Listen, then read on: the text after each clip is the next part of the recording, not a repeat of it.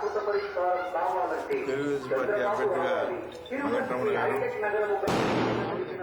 BJP అభ్యర్థిగా జయరాం గారు ఈ ఎన్నికల్లో పోటీ చేయటం మీరందరూ ఆశించాల్సిన అవసరం ఉంది. బాబు గారు రాష్ట్రంలో బాబు గారు కానీ దేశంలో మోడీ గారు సునామీ వస్తుంది కాబట్టి మనందరూ కూడా రాష్ట్రం ఏర్పడిన తర్వాత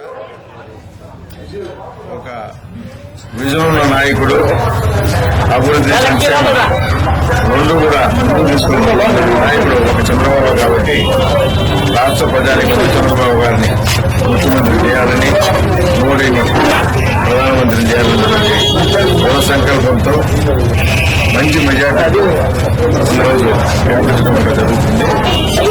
అదేవిధంగా అభివృద్ధి సాధించేదానికి మనందరూ ముందుండి ఓటర్ సందర్భంలో సమన్వయపరిచి ముందుకు తీసుకోవాలి.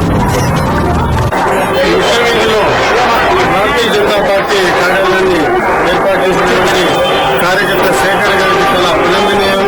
ఎందుకంటే గత కొన్ని సంవత్సరాలుగా భారతీయ జనతా పార్టీలో క్రియాశీలకంగా పనిచేస్తున్నటువంటి శేఖర్ గారు భారతీయ జనతా పార్టీ తెలుగుదేశం పార్టీ ఉమ్మడి అభ్యర్థిగా ప్రకటించినటువంటి వెంకటరమణ గారిని గెలిపించడానికి, అదేవిధంగా పార్లమెంటులో కారుకొచ్చి జయరాంను గెలిపించడానికి కార్యాలయాన్ని ఏర్పాటు చేసి ఈ యొక్క మెట్టిన రామరావు మొదలైనటువంటి ఏరియాల్లో ప్రచారం చేస్తున్నారు.